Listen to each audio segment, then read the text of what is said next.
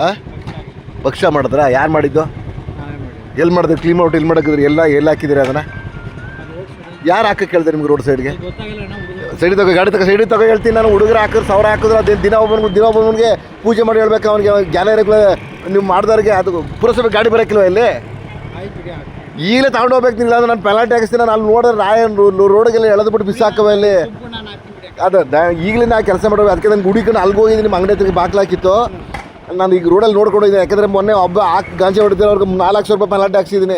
ಅಲ್ಲಿ board ಹಾಕೋರೆ, CC camera ಹಾಕೋರೆ, ನೀವು ಇಲ್ಲಿ ಹಾಕ್ಬಾರ್ದು ಕಸಗಳನ್ನ ಅಂದ್ಬಿಟ್ಟು ತೊಂದರೆ ರೋಡ್ ಸುರಿದ್ರೆ ಪುರಸಭೆಯವರು ಏನಕ್ಕಿರೋದು?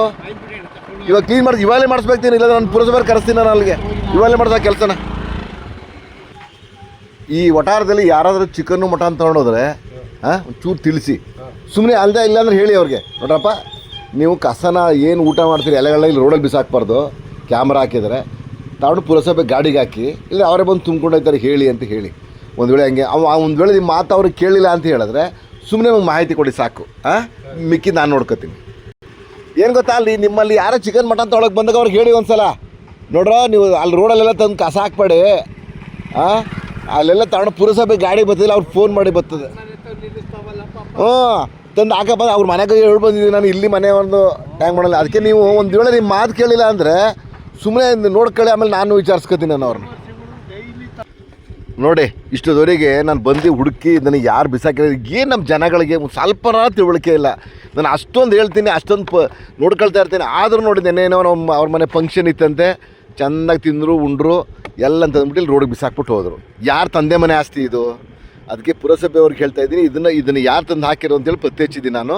ಅವ್ನಿಗೆ ಹೇಳಿದ್ದೀನಿ ವಾಪಸ್ ತುಂಬ್ಕೊಂಡು ಹೋಗ್ತೀನಿ ಅಂತ ಹೇಳಿದ್ದೇನೆ. ತುಂಬ್ಕೊಂಡು ಹೋಗಲಿಲ್ಲ ಅಂತ ಹೇಳಿದ್ರೆ ಮತ್ತೊಂದು ಸಲ ನಿಮಗೆ ಮಾಹಿತಿ ಕೊಡ್ತೀನಿ ಪುರಸಭೆ ಅಧಿಕಾರಿಗಳಿಗೆ.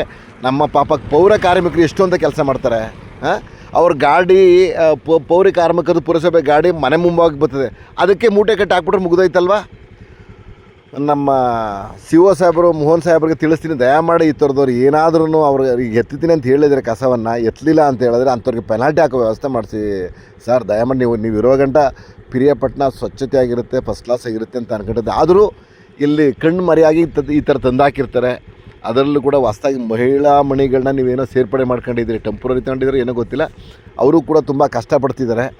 ಅದರಿಂದ ದಯಮಾಡಿ ಇದಕ್ಕೆ ಸಂಬಂಧಪಟ್ಟು ಇವರು ಎಲ್ಲಿ ಯಾರು ಇವನು ಅಂತ ಹೇಳಿದ್ರೆ ರವಿ ಅಂತ ಹೇಳಿ ಶಾಂತಪ್ಪನವ್ರ ಮನೆ ಮುಂಭಾಗದಲ್ಲಿ ಏನು ಮಾಡ್ತಾನೆ, ಅವನಲ್ಲಿ ಟ್ಯಾಂಕ್ ಬಡವಣಲ್ಲಿ ಇದ್ದಾನೆ. ಹುಡುಕಿ ನಾನು ಎಲ್ಲಿ ಯಾರು ಏನು ಅಂತೆಲ್ಲ ಹುಡುಕಿ ಪತ್ತೆ ಹಚ್ಚಿ ವಾರ್ನಿಂಗ್ ಮಾಡಿ ಬಂದಿದ್ದೀನಿ. ಒಂದು ವೇಳೆ ಹಂಗೆ ಏನಾದ್ರು ತುಂಬ್ಕೊಂಡೋಗಿ ಬೇರೆ ಕಡೆಗೆ ಪುರಸಭೆ ಗಾಡಿಗೆ ಹಾಕಲಿಲ್ಲ ಅಂತ ಹೇಳಿದ್ರೆ ನಿಮಗೆ ಮಾಹಿತಿ ಕೊಡ್ತೀನಿ. ದಯವಿಟ್ಟು ಅವನ ಮೇಲೆ ಆಕ್ಷನ್ ತಾಳಿ ಸ್ವಾಮಿ.